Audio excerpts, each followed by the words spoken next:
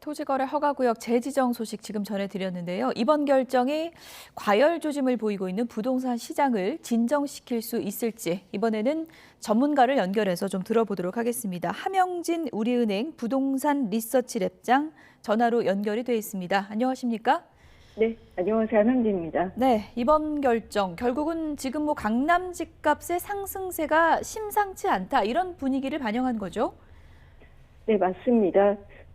잠삼대청의 토지거래 허가구역 해제와 기준금리 인하, 그리고 금융권의 가계대출 재개가 맞물리면서 올해 들어 강남 3개구 아파트값이 1~2% 빠르게 상승했고요.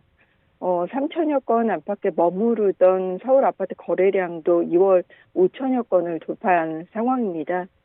강남 3개구에서 전셋기구 집을 구입하는 갭 투자 비율이 지난 2월에 43%대로 증가하고 집값 상승세가 이제 마용성 같은 한강변 일대로 옮겨가는 상황도 정부가 이번 주택시장 안정대책을 발표하는 계기가 된 것으로 보여집니다.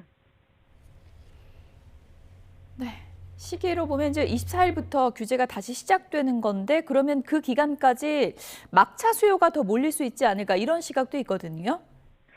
그럴 수도 있습니다. 일단 서울시가 강남 서초 송파 용산구 아파트 약 2,200여 곳에 대해서 토지거래 허가 구역을 확대 지정했는데요. 특히 이제 종전의 서초구 같은 경우는 2개 단지만 토지거래 허가 구역으로 묶여 있었지만 이번 규제로 서초구 전역이 토지거래 허가 구역으로 확대 지정된 상황입니다. 이는 이제 송파구와 강남구도 마찬가지라고 할 수 있는데요. 일단 토지거래 허가 구역 지정 기간이 오는 3월 24일부터입니다. 이미 이들 지역에서 매매 계약을 진행하고 있던 매도 배수자라면 3월 23일까지 거래 계약서 작성을 마쳐야 전셋기구 주택을 구입하는 거래 규제를 받지 않을 전망이기 때문에 관련해서 거래 시점을 앞당기는 움직임이 있을 수 있다고 보여지고요.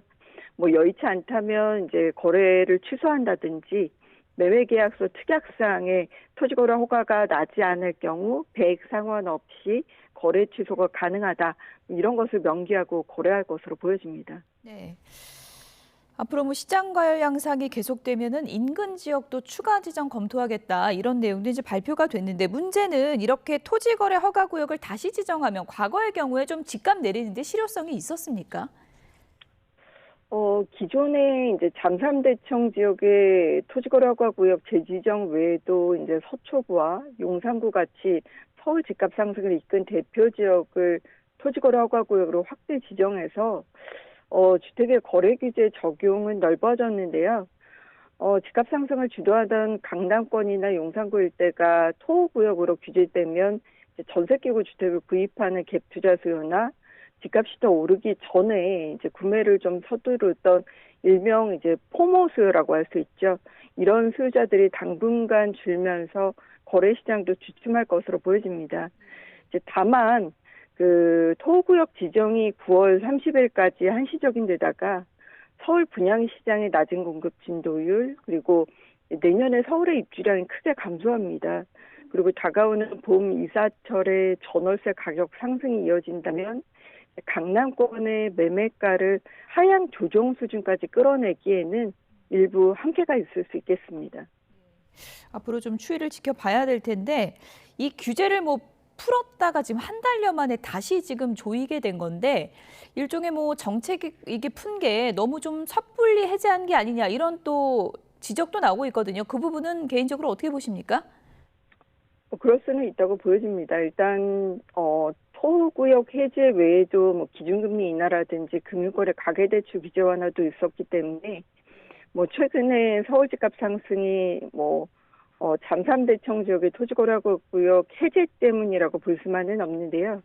다만 이제 지난해 말 하락했던 서울 아파트 실거래가 지수가 토지거래구역 해제 이전인 1월에 이미 상승 전환한 것을 고려하면 잠삼대청 291곳의 토지거래 허가구역을 한 번에 풀지 말고 조금씩 해제하면서 상황을 보면 어땠을까 하는 아쉬움이 있습니다. 결국 토구역 해제 한 달 만에 강남 3개구 용산 전체가 다시 토구역으로 묶이는 상황이라 정책의 일관성 논란이 지속될 수 있을 것으로 보여집니다. 일각에서는 뭐 해제 자체도 그렇지만 해제한 시점이 뭐 신학기라 수요가 좀 몰리는 시점이기 때문에 이 부분이 좀 적절하지 않았다고도 보는 분석도 있던데요. 어떻게 보십니까? 특히 이번에 토지거래허가구역이 해제한 지역이 그 잠실, 삼성, 대치, 청담 지역이었는데요. 이제 1, 2월에 그 학군 수요가 좀 몰리는 지역이라고 할 수 있습니다.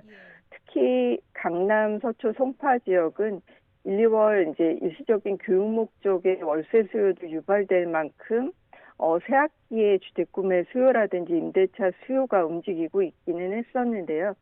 이런 부분들을 감안하지 않는 부분들이 좀 다소 아쉬운 부분이라고 할 수 있겠습니다. 예.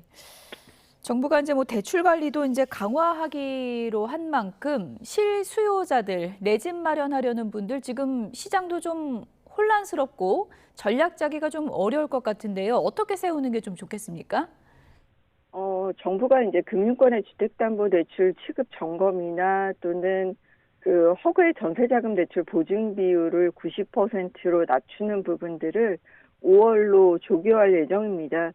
그렇게 되면 은행 입장에서는 이제 돈을 빌리는 차주의 상환 능력을 꼼꼼하게 살피게 되고 또 오는 7월에 스트레스 DSR 3단계 시행으로 그 차주별 대출의 총액이 줄어들게 될 수밖에 없는데요. 실수 입장에서 영끌은 좀 금물이라고 보여지고요. 대출 상환 능력 하에서 자금 운용이 가능하고 전세금 정도 두고 계시다면 청약이라든지 또 기존 주택 그리고 조금 더 저렴하게 주택을 구입할 수 있는 경매 시장 같이 주택 구매를 다양화할 수 있는 경로를 잘 살펴보시는 것들이 중요한 포인트라고 생각이 됩니다. 예. 일단 뭐 토지거래 허가구역 재지정 6개월로 했는데 연장도 이제 검토한다고 하고요. 집값 상승의 요인으로 여러 요인 중에 앞서서 이제 금리 인하 이 기대감 부분도 지적을 해주셨는데요. 앞으로 집값 추이 어떤 부분이 좀 변수가 될지 이 부분도 좀 전망을 해주시죠.